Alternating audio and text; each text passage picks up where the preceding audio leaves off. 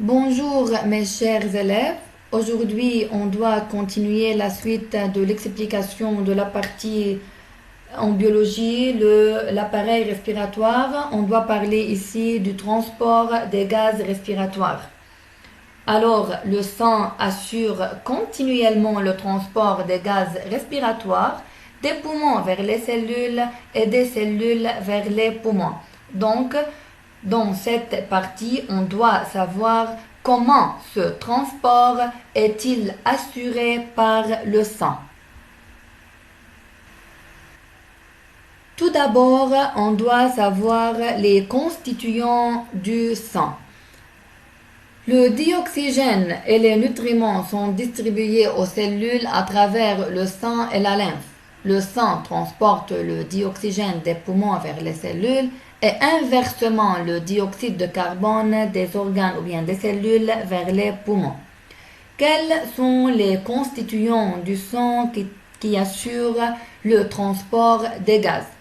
Le sang est constitué d'un liquide, le plasma, qui contient les globules rouges ou bien les hématies, les globules blancs et les plaquettes sanguines. Les globules rouges contiennent chacune 3000 millions de protéines riches en fer et de couleur rouge, les hémoglobines. Alors, donc, la couleur rouge du sang est due à la présence d'un pigment appelé hémoglobine qui est localisé dans les globules rouges ou hématies.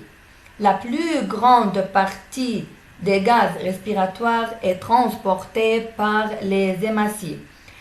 L'hémoglobine, c'est la protéine responsable de transporter le dioxygène et le dioxyde de carbone dans le sang.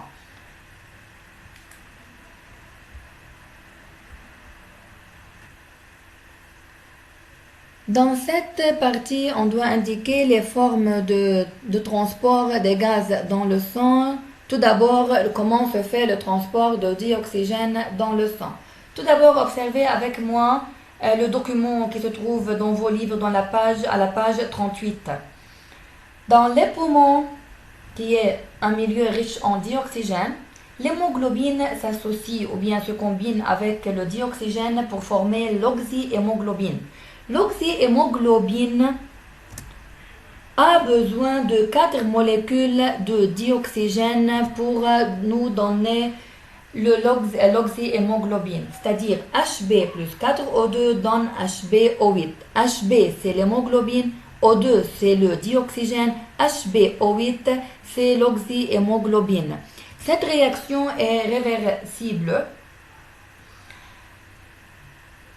On continue dans la deuxième étape lorsque le milieu s'appauvrit en dioxygène, comme dans les tissus des organes. On a dit que dans les poumons, qui est un milieu riche en dioxygène, le sang distribue le dioxygène vers les cellules ou bien vers les tissus des organes. Les tissus des organes doivent consommer cette quantité de dioxygène, alors ce milieu devient pauvre en dioxygène. Dans ce cas, l'oxyhémoglobine libère le dioxygène pour le céder aux cellules. La réaction devient HbO8 donne Hb plus 4O2. Alors, le sang transporte 98,5% de dioxygène sous forme 98,5% de dioxygène sous forme d'oxyhémoglobine et le reste qui sont 1,5% sous forme dissoute dans le plasma.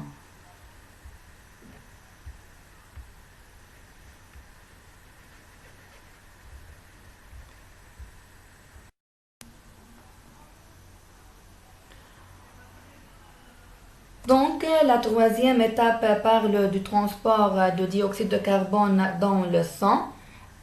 Le dioxyde de carbone rejeté par les cellules s'unit à l'hémoglobine pour donner la carbaminohémoglobine ou carbhémoglobine, d'où la réaction est Hb plus CO2 donne HbCO2. À la fin, la quatrième étape, arrivons de nouveau au poumon. HbCO2 se débarrasse du dioxyde de carbone pour fixer le dioxygène et le cycle recommence. Le sang transporte ici transporte le CO2 sous forme dissoute dans le plasma, à peu près 7 à 10%, et sous forme de bicarbonate, à peu près 60 à 70%.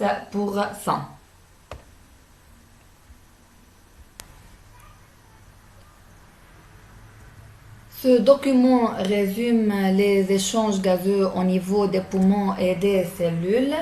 Alors, comme vous voyez, on a déjà expliqué cela dans le transport, dans les formes de transport des gaz dans le sang.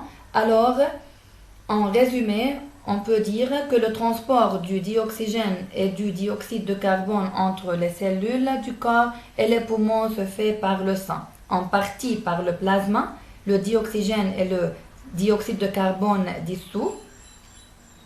Le dioxyde de carbone est sous forme d'ion hydrogène-carbonate, en grande partie par les hématies HbO8 et HbCO2.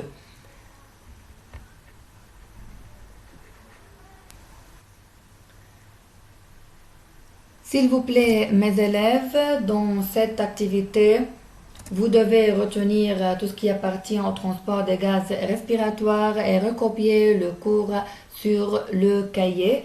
Et n'oubliez pas de relire l'activité dans vos livres à la page 38.